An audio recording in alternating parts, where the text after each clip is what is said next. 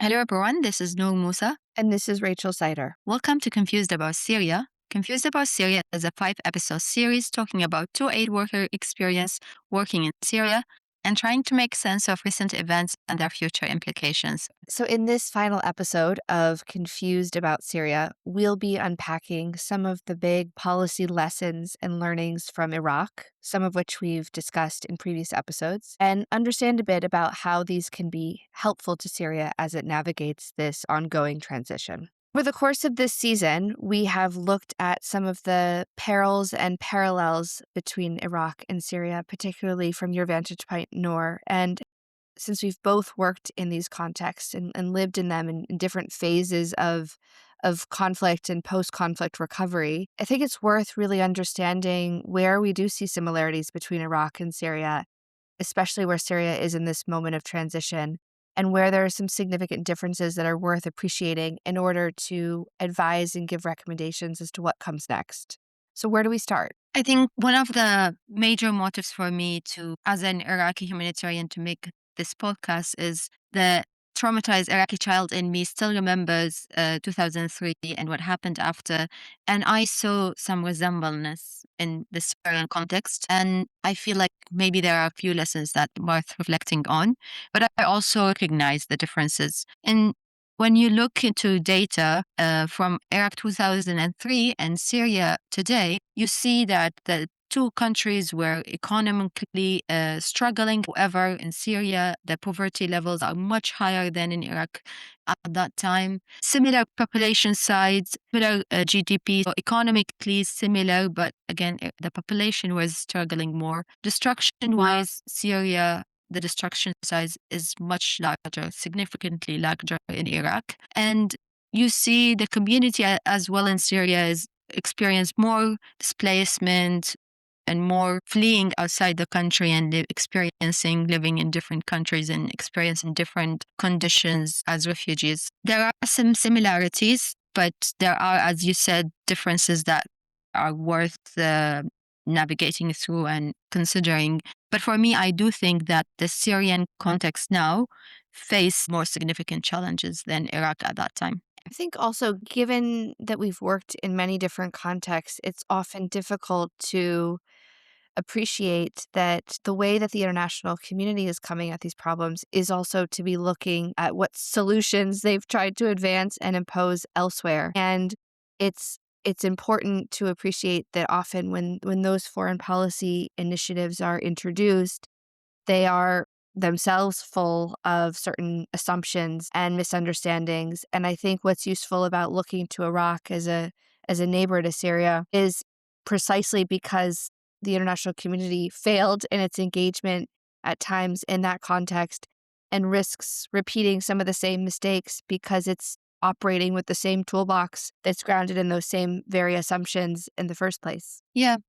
And I really hope that in 20 so years from now, when a Syrian person listen to this episode, feel thankful that they avoided some of the challenges and the policies we are going to discuss today, because it's also sad for me now, 23 years after 2003 invasion, to say that my country is still fragile, is still struggling. We went through major conflicts. We went through the sectarian conflict that was mainly driven by the political process in Iraq for multiple years, mainly heavily concentrated in the capital city. We also saw the campaign against the occupation in the Sunni parts, but also in other major Shiite. There was an opportunity for Al Qaeda, an extremist group, to invest in presence in the region, and unfortunately led to significant consequences for stability of Iraq and the Iraqi people.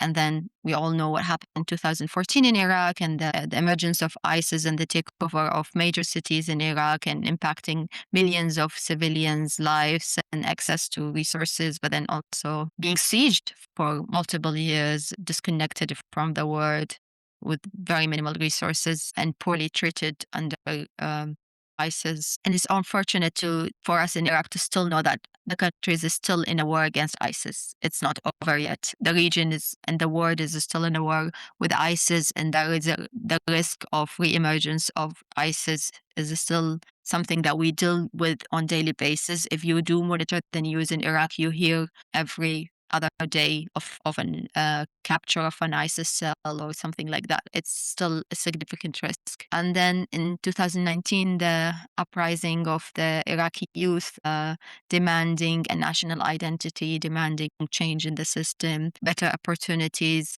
At that time, there were multiple demands and sometimes conflicting demands, but the way that uprising was met also is unfortunate. And then the justice for the victims of the violence still something that we are looking forward to be delivered. So it's just there's so much that has happened in Iraq in the last few years that is still fueling grievances for us as Iraqis. But the hope is obviously is still there, and I think many of us in Iraq, if not all of us, hopefully all of us, hope for Syrians not to experience that. Yeah, I think the point too is that these things take time, right? And there's such an expectation that because the Assad government fell, that suddenly a transition process would play out that would transform the country all for the better. And we know that this is a rocky road forward and that there are going to be missteps and setbacks along the way. And I think Iraq is a demonstration of that. And the question then is how do we try to learn as much as we can to support Syria through this transition in a way that avoids repeating some of those very missteps and helps to put in place some foundations that allow for a bit more stability and put it on a path of prosperity and peace. Yeah, as we said earlier, that the challenge is Syria is a bit bigger and more significant than Iraq, not only on the economic side, because Iraq always had the oil money that helped in many ways, and Syria is struggling on economically, but there are similarities when it comes to the misuse of diversity of the country by certain actors and misuse of these security gaps as well. So we can start with a few examples of what we see as similarities between the two. So, for example, as I said earlier, for us, the sectarian conflict that took long time in Baghdad and other cities, and the capital became unsafe, and many people lost their lives to that, was mainly because of individuals playing on the sectarian differences in the country and fueling that narrative for personal wins. And and we see this in Syria. Like the political process in Syria haven't started yet in a way that is more democratic and more inclusive. And we are looking forward to this. But then obviously there is, for me as an Iraqi who is traumatized by what happened in Iraq is just, but what is going to happen with those who might use that sectarian narrative? Hopefully they don't. How is this going to be prevented? So that's one thing that is a big question for Syria now. What ways can be adopted to prevent the misuse of these differences among the public in a political process by politicians who wants to gain political wins? And that's a big question. And I think the government somehow thought of this in the ways that they are presenting themselves and the plan they set for themselves, the transition period and all of that. But on the ground, there's always the political level and then the on the ground level, the where the community is experiencing, you're already experiencing this sectarian divide and misuse of these differences by even influencers now who wants to gain more followers, not only politicians. Like the scale is much larger, and so that's a big issue. Now we are seeing in Syria the lack, obviously, of security actors in Iraq. We all remember the defactification. The the government spent many years to build the security system. Unfortunately, there are different groups and there are challenges to that security system. In Syria, it's a similar situation now. The country is trying to build the police and the army, but you need not only the human resources, you need the time to train and to build the capacity. You need the arms, you need the infrastructures as well. And that's also a difference in between Iraq and in Syria is that in Syria, they need the resources to do that. In Iraq, the oil money helped a lot, and Iraq already been known for providing public sector jobs, and that's a big challenge for Syria with the challenges with the resources and drainage in the government resources. And that also impact the role of law and how to implement the law if you don't have these security actors to actually act on it and prevent and tackle these breaches. And these breaches are not only being done on the ground by attacking civilians and using violence, but also, as I said, on social media and on media. And so how do you tackle this new challenge of enforcing policies and best practices on these platforms and still maintain freedom of speech, obviously, and that's a big challenge. And then access to minorities when it comes to physical access to the rest of the country to be able to move around and feel safe doing this. So let's take example the ruse and the siege on Sweden that has undermined the capacity of people to move and to go with their lives, but then also the access of these minorities to the political level and ability to influence and lead and be part of the system building and the accountability system by itself. They also have to be part of that. And then the education and capacity building of the civilians. It's very unfortunate for me. I did a master's actually in education, leadership, and management because I felt that the education in Iraq needed to be managed better. I was like, I'm going to be the person for it. But when I did my master's, I remember before doing my master's, I was thinking, I don't want to work in the system. I want to work on the system. And when I did my master's, I was like, I don't want to work on that system. I want to work on the larger system. Because what's the point of a ministry that wanting to help the children with their education if it doesn't have the resources, if the government is not giving it the budget and the resources? And unfortunately, Iraq took the decision during the fight against ISIS, took the decision to divert some of the development budgets of certain ministries toward the Ministry of Defense. And I think they changed it, or maybe it's till this moment they haven't given it back. And that's a big challenge because you meet with the ministry and they told you, I only have operational budget. I can't build, I cannot train, I cannot sustain a system. And then it was also sad for me when I was doing my master's to read about the privatization policy for education. That impacts one basic important right for children is equal access to quality primary education. And when you prioritize education, you are taking this away from the most vulnerable children. And this we're seeing in Iraq for many years now. Like even families who are struggling to make a living, they have to make money to send their kids to private schools because the public school is not the building is not safe. The teachers are not there. Not all the materials you have teachers for. Maybe there is not even a public school there. And more investment in privatization is just very alarming in Iraq. And I hope in Syria that that's just something that they tackle in a different way. Also, more on the sectarian conflict and the labeling is in Iraq also similar to Syria. I think for a long time we didn't have strong systems to monitor religious speech on public forums. So hate speech and calls for violence were enabled without these monitoring systems. Thankfully, in Iraq for many years now, there has been a way to address that. Unfortunately, now you cannot do it through social media. So you also have to find ways to monitor these religious individuals who are spreading these messages, these violent messages on social media. And then finally, this is a very strong point to tackle is the de-Baathification and the way it has been done in Iraq. It was blanket, it impacted everyone, and many people felt it was unjust because they had to be part of the party. Like if you are a school headmaster, you had to. I remember when I was a child, when I reached the 5th grade, which I think I was at that time 10 years old, we were asked to pay contribution to the party.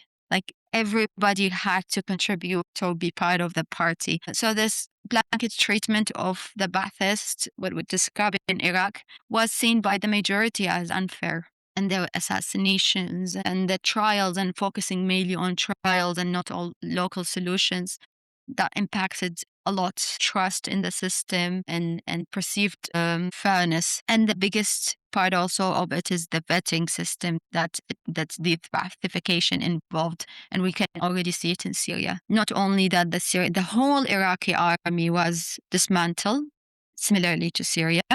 But then also we see now in Syria, and you hear it from many people, both in the public and private sector, that they are releasing staff who are from certain minority groups, demoting them, finding ways, different ways to do it. And this vetting process is feeding more to this distrust in the system, that the system, by not preventing these practices, is enabling them. This is how they see it. It's like I was kicked out from my government job because I am from this minority group, because the system allowed it, the system enabled it. They don't see that it might be a misuse of power by the new manager. So I'm a bit overwhelmed in hearing everything that you've described because I think that the long list of challenges that you have outlined point to the fact that there are decisions that are being made by the government today that impact individual lives. So questions of vetting, for example, that seek to determine whether someone has certain affiliation or association with an armed group that then plays into questions of political allegiance, which play into questions of repair and reconciliation, and what does it mean to label and determine people's affiliation for future access to services, for jobs, for the ability to participate in society and have their rights respected and upheld, right? And so these questions, I think, they're also deeply intertwined. They're very personal. They will affect someone's life today and their future generations because the way in which these policies are conceived have wide-ranging consequences. I'm also really struck, Noor, by the fact that the challenges that you have outlined are by no means straightforward to tackle on their own, but are also very interlinked. And the sequencing of some of the reforms and policies that are going to need to be introduced as part of this large state building project, it really matters, right? And where do you start? And I know we've discussed as well the value of transitional justice, which I think is a key principle and value that needs to be espoused in all of what you have just outlined. And perhaps we can dig into that one a little bit more. It's something we touched upon in an early episode, but the risks of not getting that right are really profound and I have to imagine will affect all of society in one way or another. Yeah, the more I learn about the transitional justice process in Syria, I see the referral to different examples, and I sometimes see a referral to the Iraqi example. So, in the Iraq example, we had two transitional justice processes in Iraq. We had the one post 2003 and one post 2014 ISIS takeover of um, large parts of the country. So, the one post 2003 was described in three ways. One, it was largely externally influenced by international mechanisms and donors. Wasn't People didn't feel that they owned it, and the system by itself was forming, still forming. Second, it relied mainly on trials and not on community mechanisms and fact finding. And third, it relied a lot on compensations. So it became more liability on the Iraqi government. You have to find ways to sustain supporting those who were imprisoned or lost a family member to Saddam Hussein regime crimes. And this is something we are currently seeing being debated. So when does this compensation system find an end? For how long Iraq has to pay monthly salaries or prioritize students whose father or grandfather was detained? Because people bring this fairness question. So in Syria, I think we already are seeing different challenges. One challenge is the selectivity of the process and just focusing on one perpetrator, while millions of Syrians know that this is not fair to them or to others who experienced violations by other actors. And I think this is still debated in Syria, and we don't know if the decision will change. But that brings the other element in Syria that is similar to Iraq, the ownership of the process. So currently, if you ask who owns the transitional process in Iraq, in Syria, so in Iraq we said it was mainly external, but in Syria now they will tell you it's the government more than the victims and the survivors. And you also will hear that, and I hope it's not true, but I heard it from experts that there's very little consultation with the not only the victims and victim groups, but then also with the civil society on the process,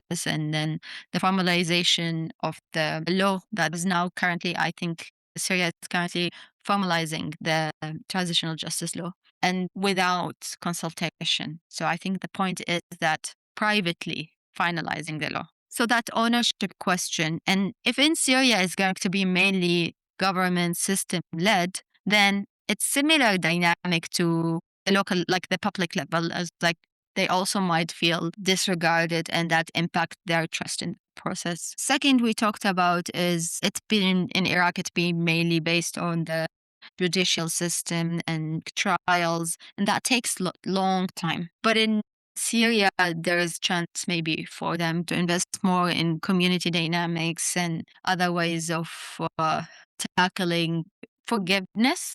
I think we talked about forgiveness, but again, forgiveness doesn't just come with from individuals, the right owners, but also come from systems that enable the processes and the ways to guarantee forgiveness and admission of crime and all of this. So there is some hope for Syria not to follow the Iraqi example and just making it heavily systemized and heavily judicial. And then on compensation, I think there will be a difference between in Iraq and Syria because the numbers, the significance of numbers of victims in Syria will not enable the government to sustain a compensation system. And it's good to also hear that compensation is mainly being tackled now from the point of view that recognition of crimes might be enough or something that is going to be prioritized. And then later on, we'll look at different ways to compensate. But that's a good thing because yeah, I think the learning from Iraq should come also on how the system was designed by whom and what are the implications of that system on the Iraqi economy. Like we know that many Iraqis survive on salaries, and that's very heavy on the Iraqi budget and the way we spend our resources in the country. And then we have the other process I talked about is the post ISIS transitional process. And I have a good example here. So that process also, again, mainly internationally influenced and mainly focused on certain victim groups more than other victim groups for different reasons. Sometimes their victim groups have been labeled as shy-aways and they didn't want to engage with the process. They didn't want to talk about their experience. However, I was in a session with Syrian women who were talking about gender, the gender aspect of the transitional process in Syria. And I really admired how many of them use the Iraqi Yazidi females survivors advocacy as an example, the way they, for example, Nadia Murad, and how she spoke of the issue and took international platforms and continue to speak of the issue, the way many survivors and many Yazidi organizations advocated for a law and for compensation system that is a bit just in a way to the experience of these victims in recognizing the crimes and recognizing their stories and their suffering in offering them ways to recover and offering them material resources and also public recognition of their experience. And I was really pleased to see that Syrian women are having these discussions. Hopefully, more of them engage with them, and hopefully, they focus more on the gender element because it's very difficult for a conservative community to talk about the experience of female prisoners, for example, and then what they went through in prisons and detention centers. And so we need to create these spaces for them to share their stories,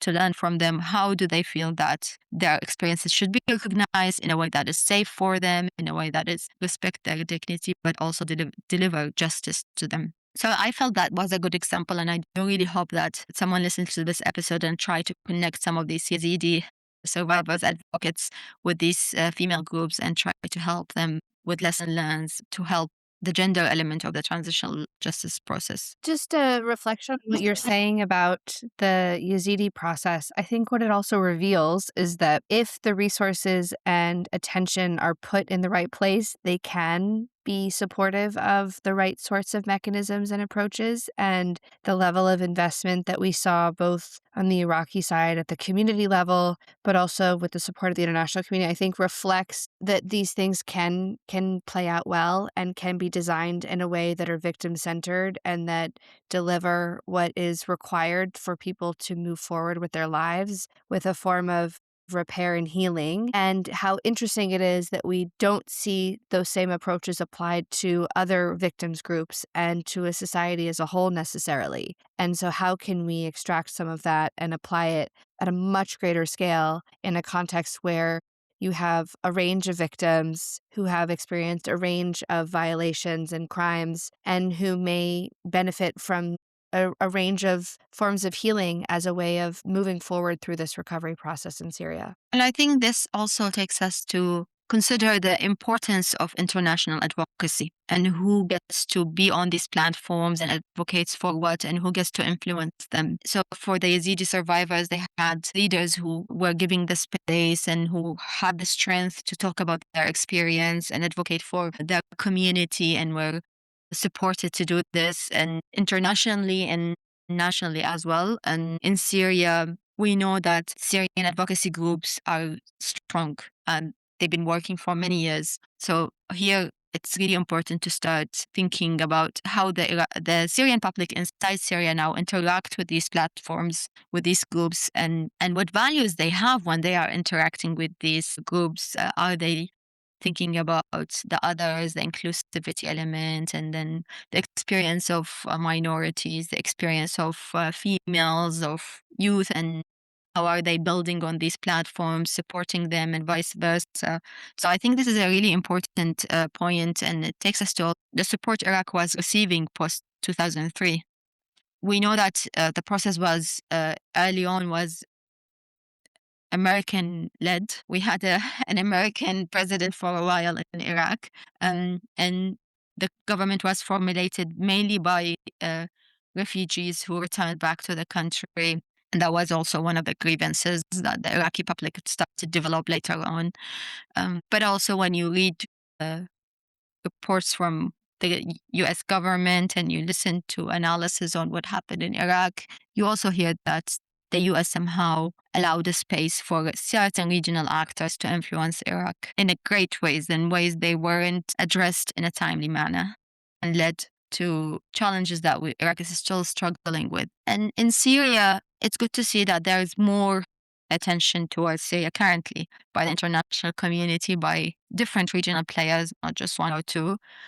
There are ones who are more influential than others. However, I think the point here is in Iraq, after years, and we started to hear it recently, is that there is Iraq fatigue in the US politics, and maybe probably other countries had it even earlier.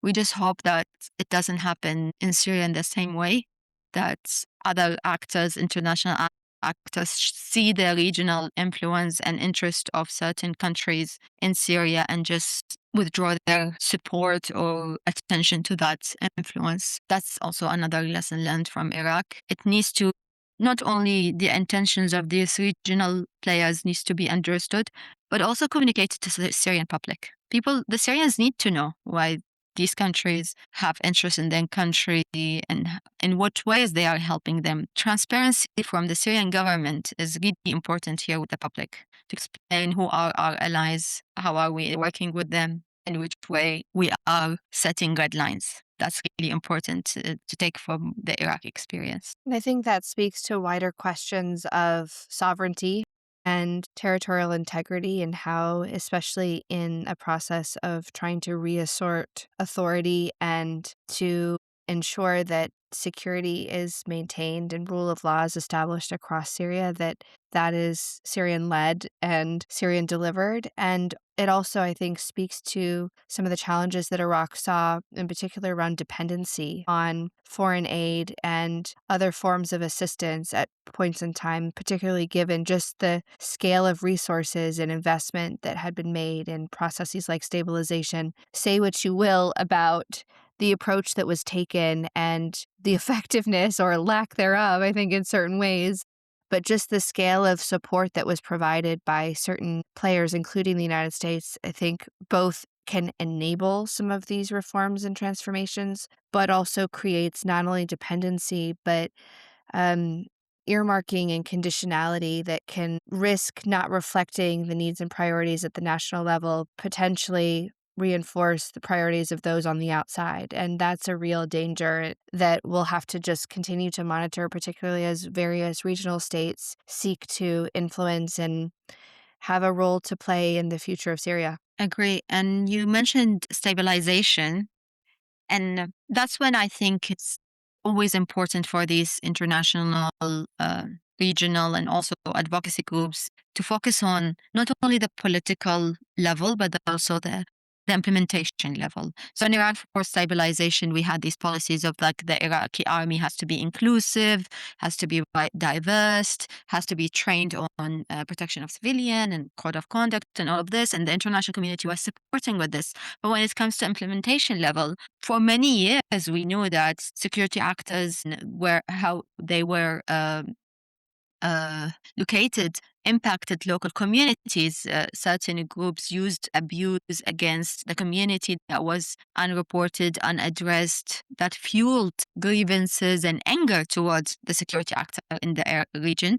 So I heard this from so many people from Mosul and from Tikrit that they were university students who were abused on their way to university by a security actor, and they just felt that there is no one to tell them that at this checkpoint somebody slapped me. I am a young man, I'm a student, I'm going to the university, and just security actor and officer just slaps me, and there are no one to um, gives me recognition to my experience and prevent this from happening again. So the implementation and how people are experiencing these policies is really important. And when you also look at the Iraq context at that time, the country was investing heavily in the security sector, as I said before, and trying to tackle the presence of Al Qaeda and extremist group, but then also the attacks on security actors. For many years, we had this terrible news of young men who were only registering to join the army being attacked and killed by IODs and terrorist attacks. But people obviously was kept going to register. They wanted to be in the army, but we didn't really understood more how the government was tackling the grassroots of these issues. You just build the security sector, you hire more people, you train more people, but are you addressing the causes of it? Why players find a way to exist and operate in the country? Which narratives they are formulating, spreading, and how are people subscribing to these narratives? So I gave the example of security actors being from different parts of the country and abusing power and not understanding the local context, the local values, or maybe not even respecting them. That's one part of it, but also the way you allocate resources, the way you respect and appreciate the traditions in these parts of the country compared to the other parts. So, for example, we know that in Iraq, post 2003, the southern part of the country, majority Shia groups were giving the right to celebrate religious events in the way that they've been prevented from for years. And that's a respect for culture, for religious practices, and all of that. But that hasn't been given to other parts in a way that when Western governorate started to protest for many years to release the prisoners and to stop violations in their areas and being ignored for many years, they weren't given equal treatment to the Shia in the south, and that fuels the sectarian narrative. And we see it in Syria now when the vetting is happening, when attacks on certain minorities go under addressed or not really seeing them being as prioritized as other issues. This fuels the grievances. This allows space for extremists, those with extremist ideologies, to influence the local dynamics. So no matter how good the policies you come up with and the planning on the capital level, if you don't monitor what is happening on the ground, the dynamics on the ground, and engage with the public in a honest conversation, it's just going to disregard these experiences and allow for a space to influence those with growing grievances. So one example I will give, I was working in Iraq in 2017, where Iraq announced the liberation of major cities, especially Mosul, from ISIS. We had many people with perceived affiliation wanting to return to their areas, and their experience, the way it was managed, delegating and their return and integration, protection to tribes and local leaders, was a decision that was maybe good for the communities, and treating it locally was a better solution, alternative than other, like the transitional justice before and post 2003 and trials, and going all through all of that would have been complicated things because of the mass numbers. But you also hear stories of how many people returned, their lands, their belongings were confiscated, they weren't allowed to find jobs to work, they were stigmatized. This fuels their grievances and isolate them from being part of the recovery that they also themselves want, coming forward and wanting to go back to their normal lives. Yeah, I think this is really helpful also for understanding just the way in which these challenges play out within communities and at the individual level, and then, of course, pose challenges on the national scale. And I'm conscious that, of course, we're recording this episode in a period in which there are ongoing political negotiations and even outbreak and violence between various security forces over the question of how the Kurdish majority region of the country is approached in the future. And we know that this reflects, I think, a lot of longstanding questions around how various minority groups in the country can be represented, how governance models can be inclusive and reflect the diversity that Syria is so well known for and that we've spoken about in previous episodes. And again, this presents, I think, a really interesting parallel and place of learning when we look at how Iraq has approached the Kurdish question in a very different way with, I think, distinct characteristics. And I'd be interested to hear from you, Noor, where do you see similarities, and also where do these differences help inform where Syria might grow next? I think definitely both the Syrian government and the Syrian Kurdish communities are both in a big dilemma currently.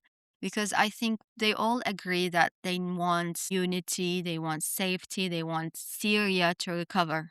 But at the same time, the Kurdish community has valid concerns because they've seen what happened with other groups. And at the same time, they have security capacity and they've been for many years managing the part of Syria. And there are, similar to Iraq, there are disputed locations, there are disputed communities and parts of under the Kurdish authority control that are disputed between both the Syrian government and the Kurdish side.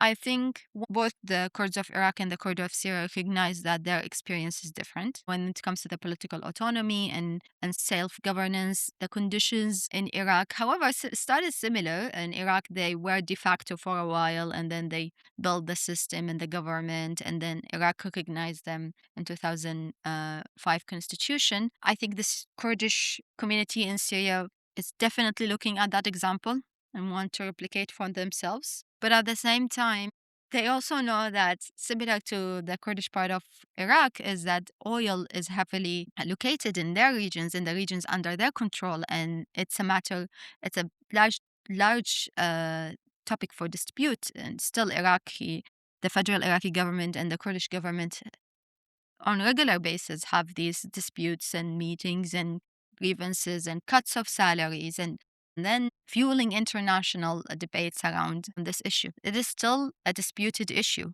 in Iraq, the oil revenue. And I think that's also a similarity to the Kurdish part in Syria. However, in Iraq, we have oil in different parts of the country. In Syria, that for now, this is the only location that they know that they have the largest reservoir of oil and they need it for the economy. There are very minimal resources in the country. So, also on the Syrian government side, they just want to make sure that they are going to control that resource and they are going to distribute the resources in the way they see fitting. So, that's something that is different to Iraq. Another thing is the Kurdish community in Iraq is majority Kurds. They self governed, as I said, for a long time. The one in Syria, there are different minority groups. There are also majority Arab villages, and the Kurdish Turkish influence is much larger, much greater than the one in Iraq. So that's also something very sensitive that they have to address. I think the Kurds of Syria have a very valid point when it comes to transitional justice and isolating other actors who committed violations against Kurdish communities. That's a grievance. That's something I hope that they are prioritizing in their negotiations because that's an easy one. It should be an easy one.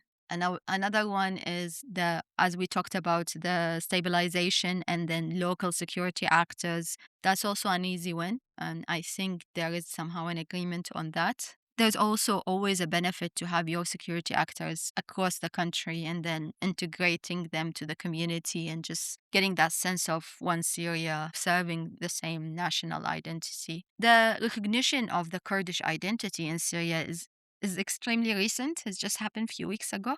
For many years, the Kurdish community were disregarded, their culture, their language. So they had the right to protect themselves, their identity. Only after these escalations, the government recognized their language and the Nowruz celebration, which, in fact, it's already a public holiday in Syria, but it's the Mother's Day.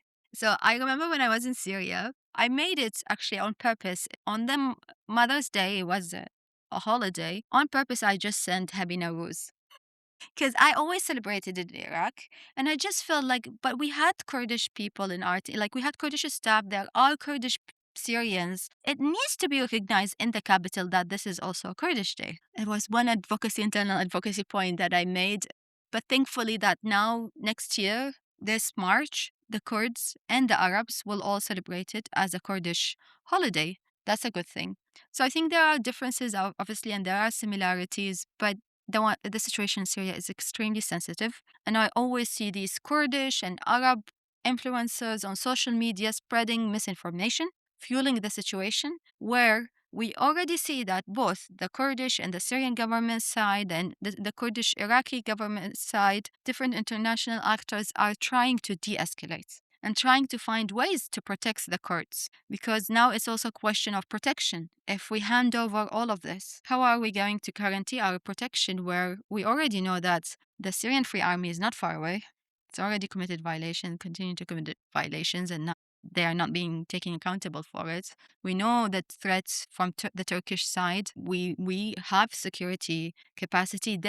We also have to remind ourselves that the SDF have surrendered its weapon, have made this ceremony where they burned the weapons and they just announced that they demolished. So it is very sensitive. I just feel like what the public needs to do and these influencers needs to do is be fact checking whatever they are saying, focus on peace building, focus on easy wins that are valid and that are important and that are, as we said, the transitional process is really important for trust building. And as long as the Kurdish experience is out of it, that is an inclusivity practice. I don't know exactly what is the ideal situation for the Kurds, but I knew Syrians who never knew the Kurds and who always disregarded them. And when you hear from them, they tell you, I'm not defending them at all, at all. This is lack of understanding, ignorance, but the way they were fed information. So the way they think about the Kurds, they think they are controlling the largest source of revenue for Syria. And we want to share it with each other. We want to take control of it, not share it, take control of it. That needs to be, all sides need to be transparent about that element of the debate and not make it about only safety and unification and one army and all of that. Just be honest about it and say that this is about the oil and we are going to find ways to distribute it in a fair manner, the resources and all of that. There are two things about the Kurdish side that I actually would like to add. It was unfortunate for me when I visit Qamishli and Hasaka that despite them being known for oil and and extraction and all of that, economically the people are struggling. So they are not really making a difference in that large of a difference in the lives of the people who live there. So if the Syrian government and the Syrian government or the Kurdish side can agree on how are we going to benefit these communities who have these oil refineries or will have them in their region, who are going to struggle with the consequences of having these infrastructures in their region. How are we going to build roads, schools, hospitals for them? That's something that people need to start talking about, not only this borderline on that borderline and who governed this city or that governed this city. And something also very interesting for me when I haven't interacted with many people in Qamishli and in Hasaka, but I also noticed that because of the former regime, from the former Syrian government policies with the Kurds, many of them had to learn Arabic, had to speak Arabic, had to travel across Syria. Comparing them to the Kurdish community in Iraq, they have better chance of adopting the Syrian nationality because for many years it was imposed on them. But in a way, when they are offered better life, better access to services, to safety, there are better chances of them subscribing to that identity as long as it's not labeled as Arab identity. No, it's a concern for me. It's Arabization in countries that are diverse, and I think this is a big issue with the Kurds that the country used to label itself as an Arab country that by itself for them is disregarding it, despite them being minority, even if it's one person. If they are not Arab, forcing that on them is difficult. However, as I said, this is something that they could build on. It's just that the people speak the language. They were forced to educate in it. There are very limited opportunities in finding education and jobs in their own language. But now Kurdish has been recognized as a second language in Syria. There is more that can be done. These civil movements needs to also build on this and demand some progress on these policies because this is what also people care about. They want to be recognized, they want to feel included, and that will allow them to consider and trust the system and also then later on support it and defend it. So I think there is hope for the Kurdish communities in Syria and the rest of Syrian to reach an agreement and work together in the future because also the Kurdish community in Iraq helped Iraq a lot. At time of crisis during the conflict with ISIS, the Peshmerga helped a lot with the fight against ISIS. The displaced communities helped the refugees. Even until now, it's helping many Iraqi activists to seek refuge. There is a benefit into working closely with that community and still recognizing and respecting their autonomy. And I think it's really important. I think for Arabs, tribes are important. For Kurds, there is also the tribe element, but then also there's the the political parties element of it, of leadership. And that is not only security leadership, it's also politics and community leadership. The way the Kurdish parties function is also important to reflect on and consider.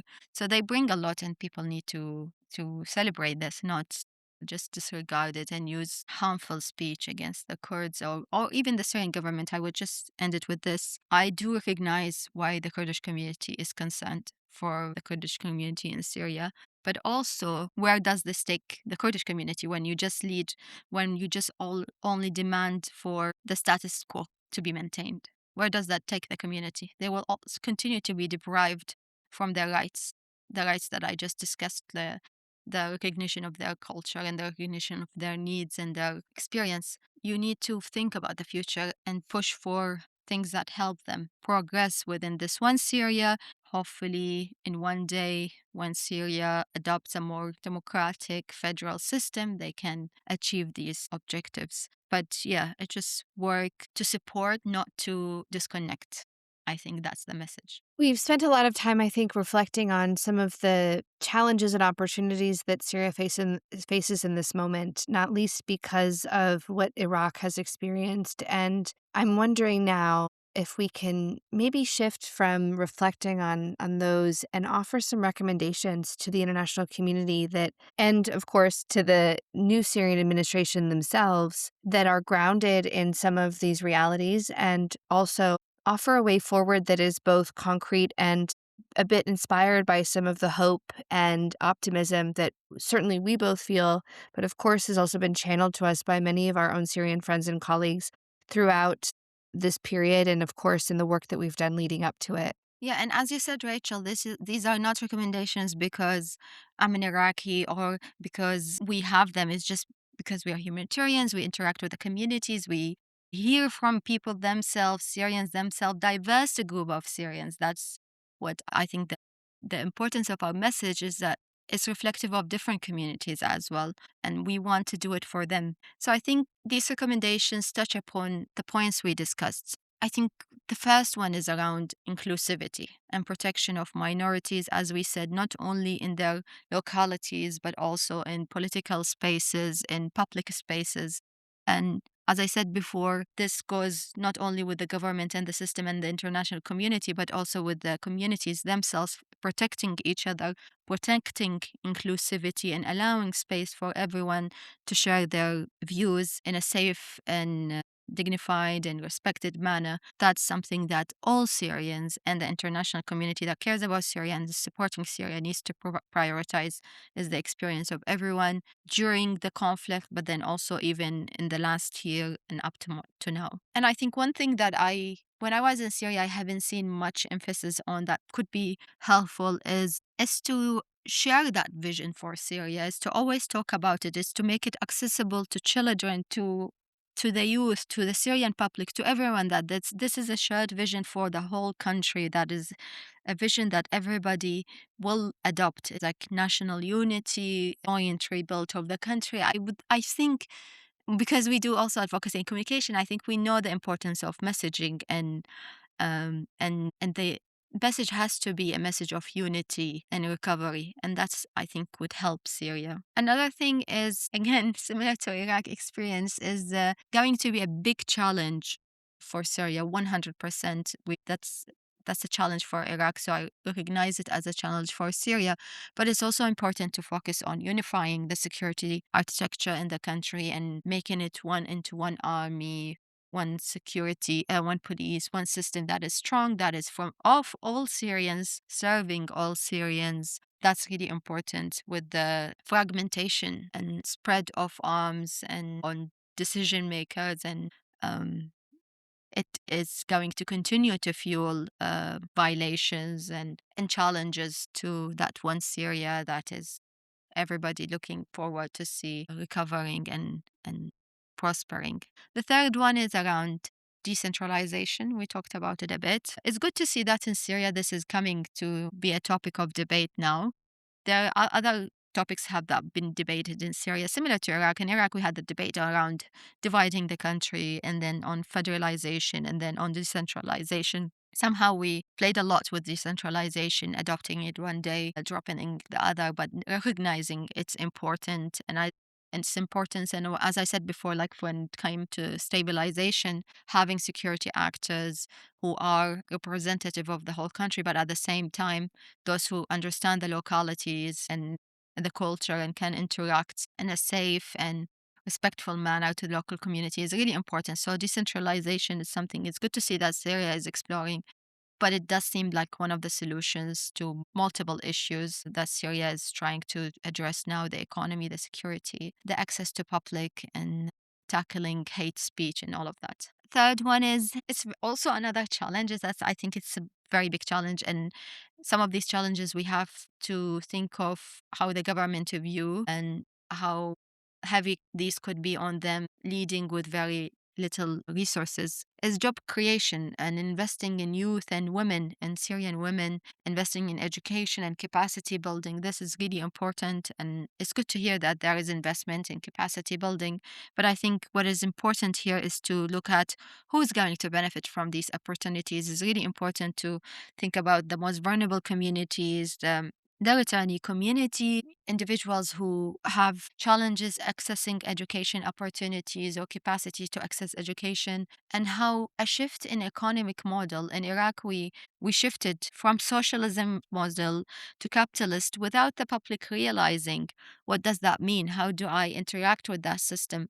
And for Syria, the shift is It's happening gradually, but there will be one day where people will know that this is a completely different system.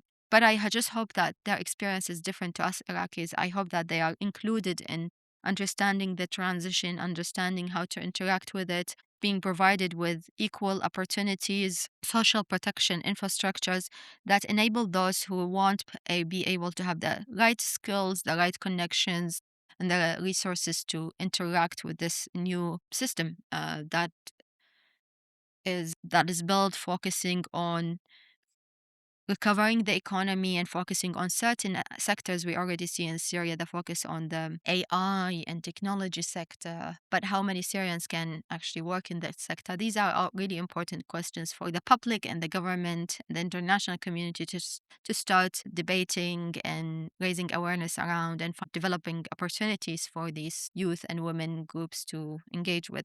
Another one is investing in trust building. As I said before, in Iraq, we struggled a lot with the trust in the system, trust in processes, and that always led us to face different kind of uh, actors and conflicts. The Iraq, as I said, maintain in a being in a fragile state.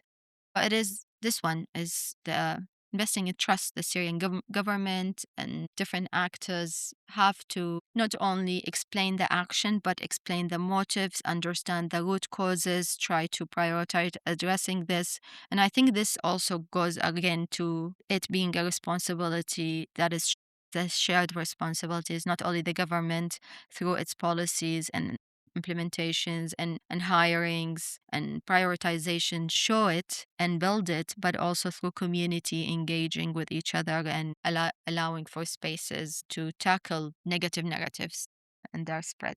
And lastly is the transitional justice. And here I am quoting a Syrian. I'm not saying this myself. It's just I think it's a valid thing to think and to say that this transitional process is central to the recovery of Syria. It shouldn't be taken as one of the priorities on the list. It is part of system recovery and building. It requires multiple systems interacting with each other, but it's a space that allows the government and the public to work together. Prioritizing the transitional justice and making it jointly on the process is really important for Syria's recovery and learning from Iraq. And yeah, I think these are some of the recommendations. Again, these are not my recommendations, these are from multiple people we interacted with, multiple conversations, readings, and reflections. And I really hope that Syria just avoid some of the policies and triggers that we had in Iraq and have the time and the resources to work on all of that, like recognizing how challenging are all of these priorities. And that's the thing, right? There are so many priorities, and all of them are equally as important and equally as decisive in the lives of Syrians and in the future of the country. And if we reflect, I think, a bit on our discussion today, what's very striking to me is really the centrality of trust and inclusivity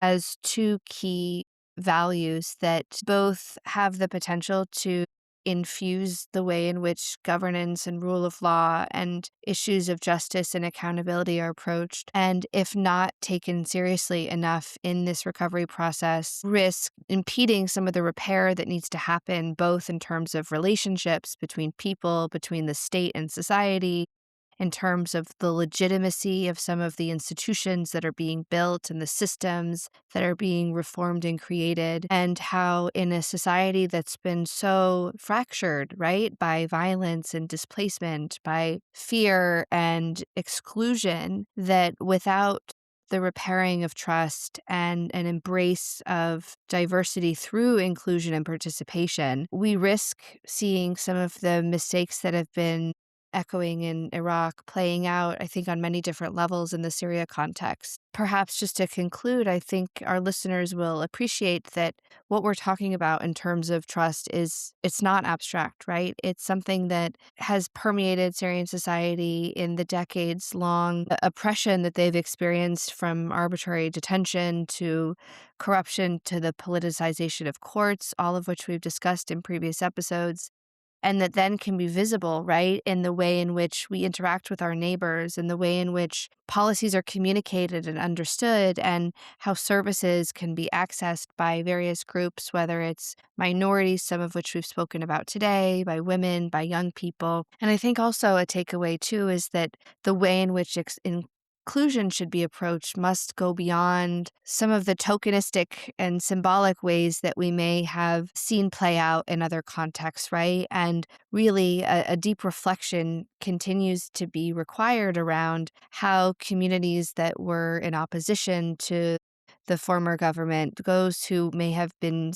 perceived to be aligned with it, those who have associations or suspicions of having engaged in acts of terrorism, all of those have to be weaved into this repair process, right? And without compromising, of course, on questions of justice and accountability. And how do you reconcile all of that in a process that is going to be supported by the international and regional communities, but is, of course, led and driven by Syrians themselves in the country, those who are returning from exile, and those who remain engaged from the diaspora? And we don't have all the answers to these questions. We continue to grapple with them with our Syrian friends and colleagues. And you who are listening also can hopefully take forward some of these reflections and the work that you engage with moving forward. Thank you very much, Rachel, for all of that. And while you were summarizing, I was just thinking of Iraq and Syria together, and just the thing in common between the two now is for sure fragility. Both countries are fragile, um, and escalations could emerge at any moment. And when you want to help a country or a person or whatever that is in a fragile state, you have to aid it, not trigger it. Very unfortunate for me to see Syrians themselves triggering this fragility in their own country. So I hope that this aiding comes from the inside as well, and then also from the outside, and that we manage all to agree that this fragility can be tackled, and we all can be part of it and help the Syrian community in the region and the world with the Syrian challenges. And with this, I think we come to close the season of Confused About Syria. We hope you found it educational, engaging, and can trigger some ideas for you to explore further.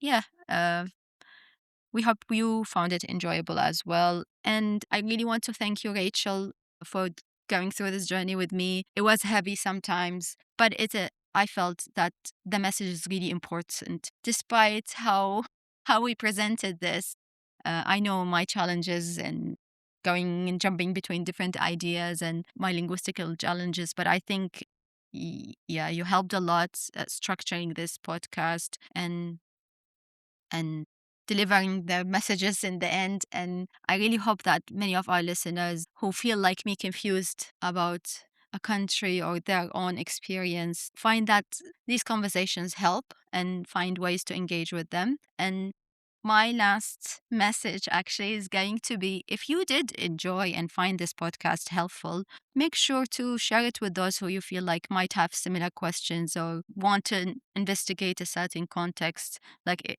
here in Syria, or we made a podcast about Yemen, and long time ago I made a podcast about Iraq. So just feel free to listen and share with your network.